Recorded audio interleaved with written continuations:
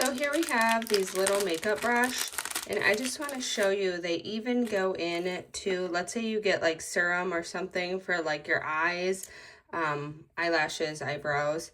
This is the stick for that, and they fit right into it, which is really nice in case you are having to use this for multiple people.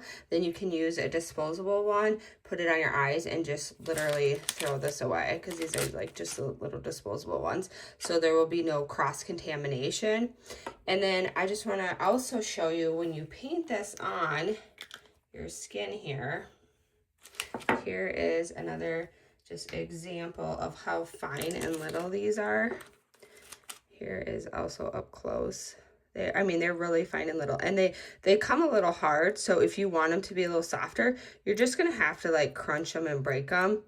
It'll do like a little crunch, but that's just to keep everything very fine. But here is, I mean, they can even go littler too, depending on the angle that you put it on. So, but they work great.